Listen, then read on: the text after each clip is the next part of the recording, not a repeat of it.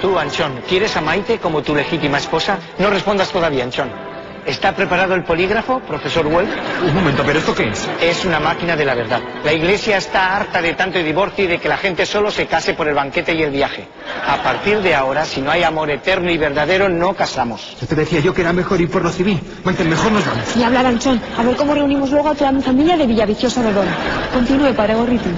Entonces, continuamos con la ceremonia. Anchón, tus votos. Yo, Anchón...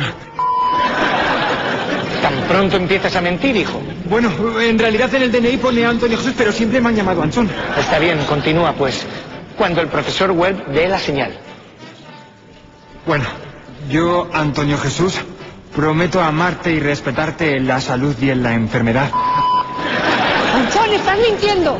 Hombre, es que los enfermos siempre me han dado mucha grima. Solo me temo que el otro día me daba un ascazo. Eres un cerdo. Con lo ilusionada que estaba yo con esta ceremonia. Que incluso me he mantenido virgen hasta hoy. ¿Qué? ¡Mentirosa! ¡Que no eres virgen! Y yo todos estos años aguantando como un campeón. Hija, por favor, qué vergüenza. Con la ilusión que yo tenía en esta boda. Y tú no te quedes ahí. Dile algo a la niña, que para algo eres su padre. ¿Qué? Entonces yo no soy el padre de Maite. Hijos míos, hermanos, quiero que aquí reine la paz. No puede estar así en la casa de los señores. Oiga, ¿seguro que esta máquina es fiable? ¿Qué va? Pero estos curas tragan cualquier cosa. Yo me lo paso teta.